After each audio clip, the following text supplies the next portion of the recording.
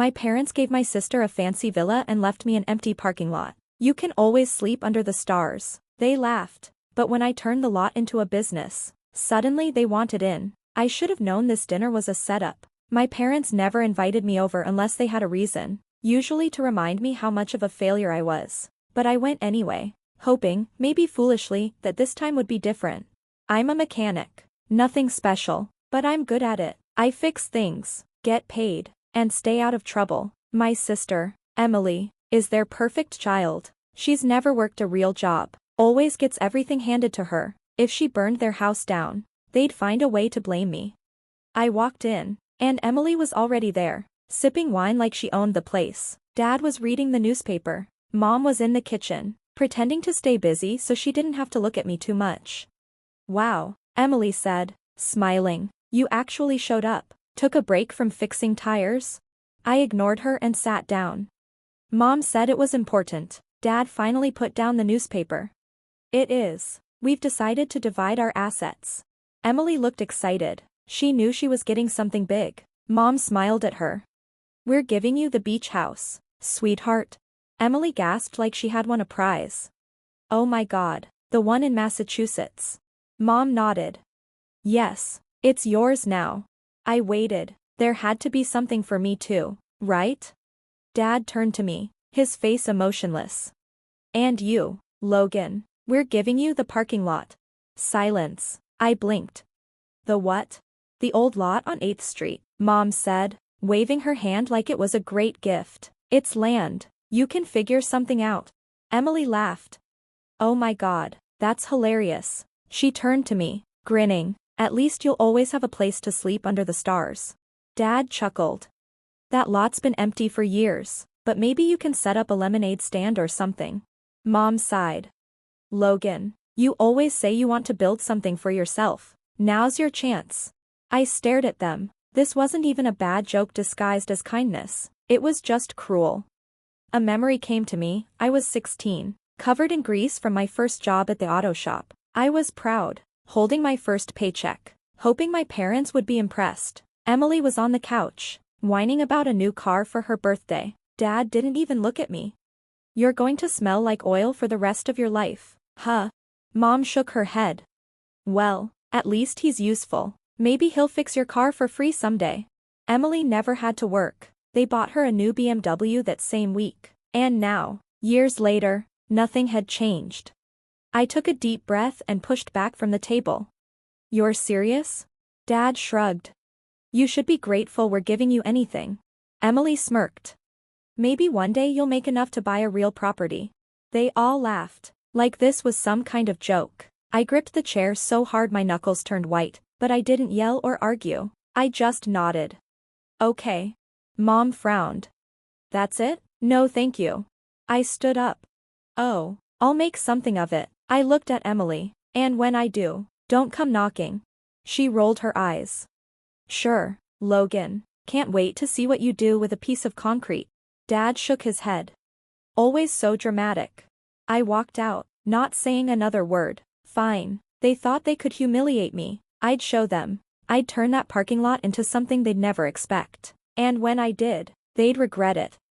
The next morning, I filed for permits to allow food trucks. If this was just a piece of concrete, I'd make it a profitable one. Within a week, I had contracts with top food truck owners, tacos, burgers, coffee, even vegan bowls for the hipsters. I took out a small loan, not from a bank, but from my boss at the auto shop, a guy who actually believed in hard work. I used it to set up lights, seating, music, and banners to turn the place into something real. 3 weeks later, that empty lot was a food court, with live music and long lines. That's when the fun started. A month later, the place had gone viral on social media. I saw Mom walking up, wearing her expensive coat, looking around like she had walked into a dump. I was checking inventory when she came over. So, this is what you've done? She asked, wrinkling her nose at the crowd. I didn't even look at her. Yeah, you gave me trash, so I made it work. She exhaled sharply, clearly unimpressed. This isn't a real business, she said. It's just a phase, right? I laughed. A phase? It's making more money than Emily's influencer career. Her face twitched. And Emily walked up. She stopped dead in her tracks, staring at the place. "What is this?" she snapped. "You turned this into, what? A flea market?"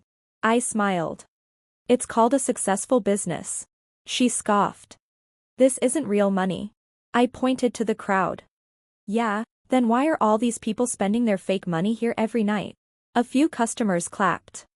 Emily's face turned red. "Mom, say something," she whined. Mom cleared her throat. "Logan, we're just concerned. This doesn't seem stable." I raised an eyebrow. "Stable? Like the beach house you gave Emily for free?" Emily cut in quickly. "You can't sell this. It's family property." I laughed. "Oh, now it's family property? Funny, I didn't hear that when you were laughing at me." Her jaw tightened. "This isn't fair," she said. "You didn't earn this." I turned to face her. "Oh, really? Saying that to me?" She crossed her arms, but she looked unsure of herself now. "I'm just saying, selling it would be betraying the family." I tilted my head. "When you dumped it on me as a joke, that wasn't betrayal." Mom seemed to struggle to find something to say, then she finally spoke. "Well," she said carefully, "if this business is doing so well, maybe we should talk about a partnership." I stared at her, then I laughed, loud, so loud that a few customers looked over. "You're kidding, right?" I asked for help, but you ignored me. You gave me nothing, humiliated me, and now that I've made something of myself, you want a piece of it? Emily crossed her arms. "It's family money now." I stepped closer and looked her in the eye. "You already got your share, live with it." Without saying another word, I turned my back on them and walked into my business. They thought they could break me, but I was just getting started. A few days later, my phone buzzed while I was at work. It was Mom calling. I ignored it. Then she called again, and again. I couldn't help but smirk. They needed something. By then, my food truck park was thriving. It was the hottest spot in town, making more money in a month than I used to make in a year at the auto shop. Suddenly, my family, who had laughed at me before, couldn't stop calling. A few days later, I saw Emily standing by the food trucks. She didn't look smug this time. She looked desperate. I raised an eyebrow. "What are you doing here? Did your car break down?" She sighed. "I need to talk to you." I checked my watch. "I've got 5 minutes. Make it count." She paused, then said, "I need to sell the beach house." I was surprised. "The same beach house you were showing off?"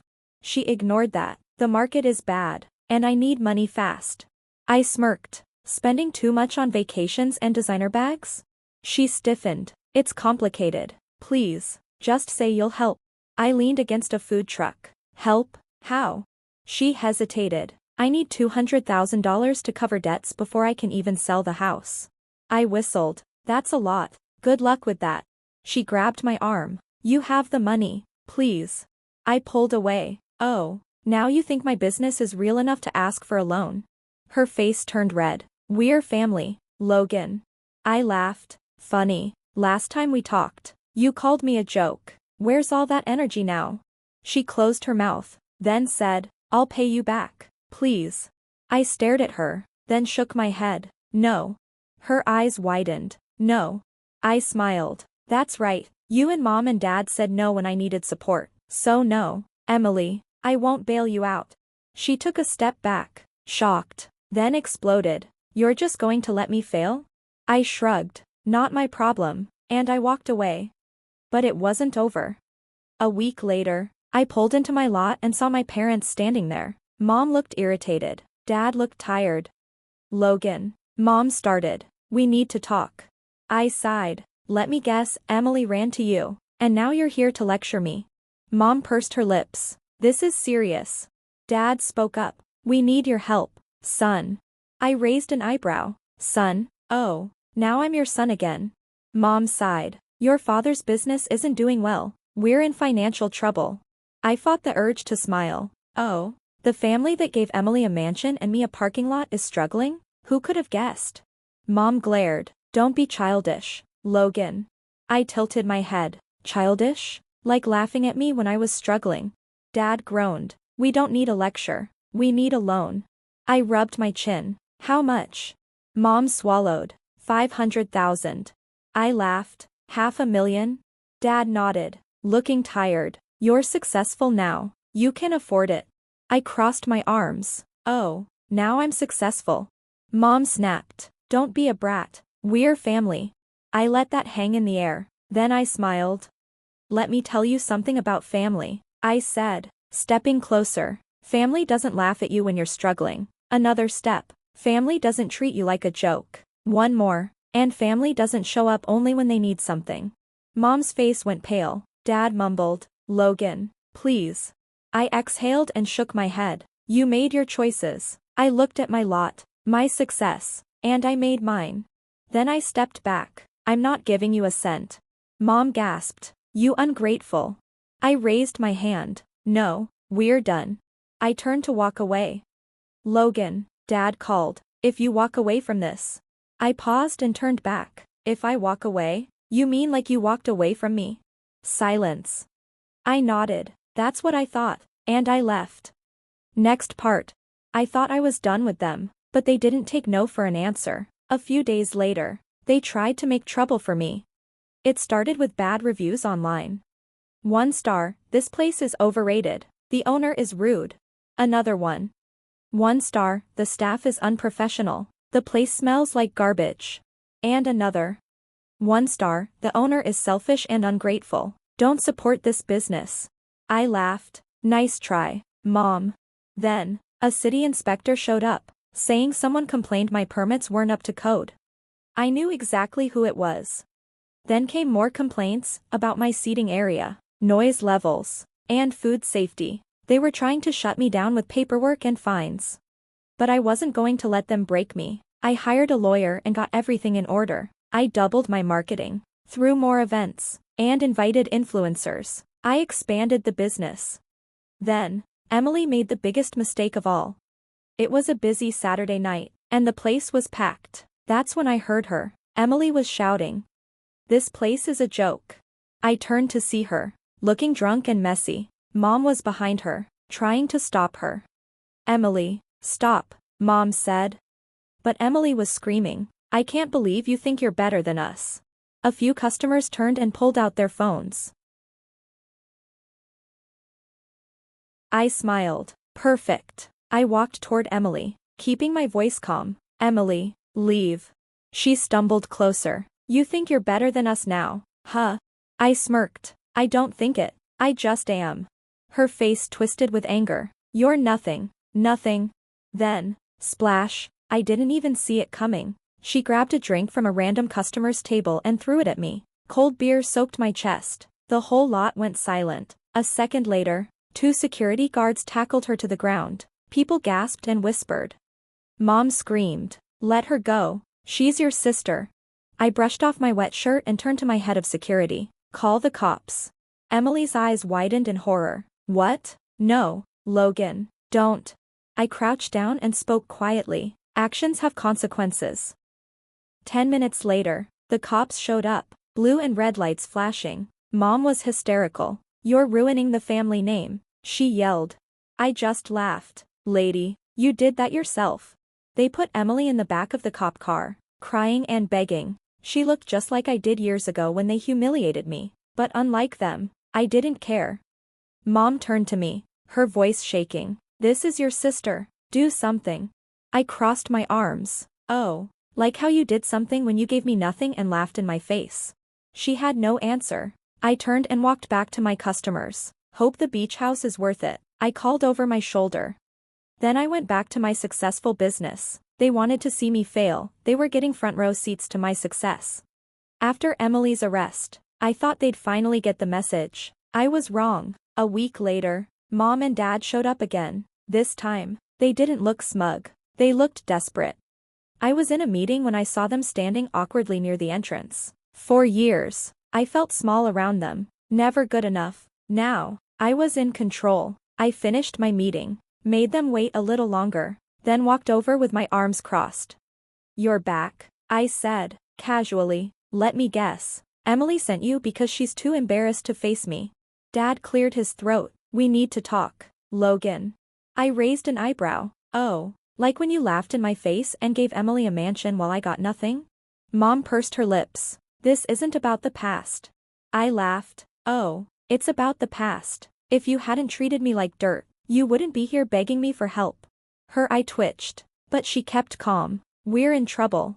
I already knew. Emily had spent all her money trying to keep up her lifestyle. Her beach house was almost foreclosed because she kept refinancing it. Dad's business was losing money because of the economy and bad partners. They were sinking, and I was their only hope. Dad sighed. Logan, we're family, and family helps each other. I burst out laughing. That's rich. You didn't care about family when you screwed me over. Now that you're broke, it's all about family. Mom stiffened. You have more than enough to help us. Why are you being so spiteful? I stepped closer and lowered my voice. Spiteful? Oh no. Spiteful would be me buying your house just to kick you out. Their eyes widened. Dad's face went pale. You wouldn't. I smirked. Wouldn't I? I've been waiting for this moment. After Emily's meltdown and your sabotage attempts, I knew you'd come crawling. So, while you were sinking in debt, I was buying property. Guess what? The bank listed your house for sale, and I bought it. Mom's face turned white. No, she whispered. You're lying. I pulled out my phone, showed the email confirming the purchase. Logan Reed. New property purchase confirmed. Dad's hands shook. You bought our house? I cocked my head. You mean the house you told me wasn't mine anymore? The one where you let Emily treat me like garbage? Mom grabbed my arm. Please, Logan, don't take her home. I pulled away. Now you understand what it feels like to have something taken away. She started crying, but I didn't care. Then, I looked at them, took a deep breath, and said, you know what? I'm not heartless. I'll give you the house. Mom gasped. You will. Dad sighed in relief. I smiled. Sure, on one condition. They nodded quickly. Anything. I pulled out a prepared contract and showed them. You can live in it, but I own it. You'll pay me rent every month. No delays. Mom's jaw dropped. Logan, you can't be serious. I leaned in. Oh, I'm deadly serious. Dad swallowed. How much? I named the price, high, but fair for the market, high enough that they'd feel the weight of it every month. Mom's face twisted with anger. You're charging us to live in our own home? She spat. No, I grinned. I'm charging you to live in my home. Silence. Dad sighed. We don't have a choice, do we? I shrugged. Of course you do. There are cheap motels in town. Mom glared at me, but she knew she had lost. Slowly, with trembling hands, Dad signed the contract. Mom grabbed the pen, pressing it so hard that I thought she'd rip the paper. When they finished, I took the contract, folded it, and put it in my pocket. Pleasure doing business with you. I turned to leave. Logan, Dad called. If you walk away from this. I stopped and turned back. If I walk away? You mean like you walked away from me? Silence. I nodded. That's what I thought, and I walked away.